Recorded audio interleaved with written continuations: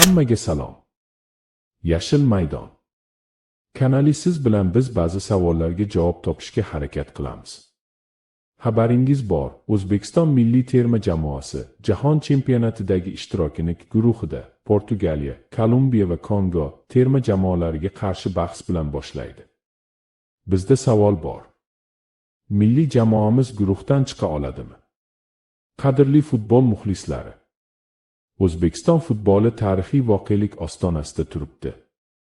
2026-yilgi Jahon chempionatida milliy terma jamoamizning guruh bosqichidan play-offga chiqish imkoniyati har qachongidagidan ham yuqori baholanmoqda.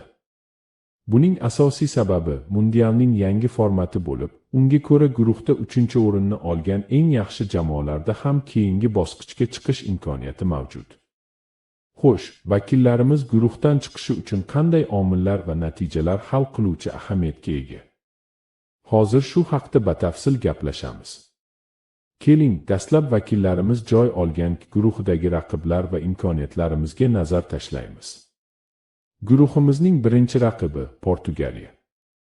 Ular guruhning yaqqol favoriti va dunyo futboli grandi hisoblanadi.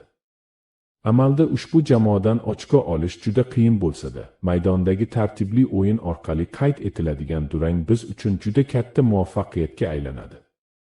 Ikkinchi raqib Kolumbiya. Janubiy Amerikaning ushbu kuchli va texnik jamoasi tarkib jihatidan bizdan ustun bo'lishi mumkin. Biroq to'g'ri tanlangan taktik sxema va maydondagi qat'iyat evaziga ushbu o'yinda ham ochko olish imkoniyati mavjud. Guruhdagi 3-raqibimiz esa Kongo Demokratik Respublikasi. Bu jamoa bizning guruhdagi asosiy raqibimizdir. G'alaba qozonishimiz shart bo'lgan va o'yin uslubi jihatidan biz uchun eng qulay raqib aynan Kongo hisoblanadi. Mundial tarixida ilk bor 48 ta jamoa ishtirok etayotgani bois, guruhdan chiqish tizimi ancha osonlashgan. Xo'sh, play-off yo'llanmasi kimlarga beriladi? Birinchidan, guruhda birinchi va ikkinchi o'rinni egallagan jamoalar to'g'ridan-to'g'ri play-off bosqichiga yo'l oladi. Ikkinchidan, 12 ta guruh ichida eng yaxshi natija ko'rsatgan 8 ta 3-o'rin sohibi ham keyingi bosqichga chiqish baxtiga muyassar bo'ladi. Bu vaziyatda O'zbekiston terma jamoasining vazifasi aniq: Kongo jamoasini mag'lub etish, qolgan o'yinlarda esa maksimal darajada kam gol o'tkazib, durang uchun kurashish lozim. Agar jamoamiz guruhda jami 3 yoki 4 ochko jamg'ara olsa, guruhdan chiqish vazifasini 90% ga uddalagan bo'ladi. Sport tahlilchilarining ijtimoiy sahifalarida e'lon qilingan ayrim xavotirli bashoratlarga qaramay, yangi bosh murabbiy, afsonaviy Fabio Cannavaro boshchiligidagi jamoamiz ayni damda yuqori jangovar ruhda tayyorgarlik ko'rmoqda.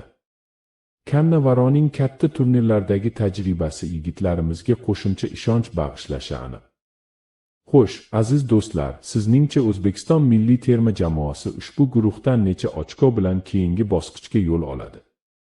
O'z taxminlaringizni izohlarda yozib qoldiring. Videoga like bosishni va kanalimizga obuna bo'lishni unutmang. Keyingi roliklarda ko'rishguncha salomat bo'ling.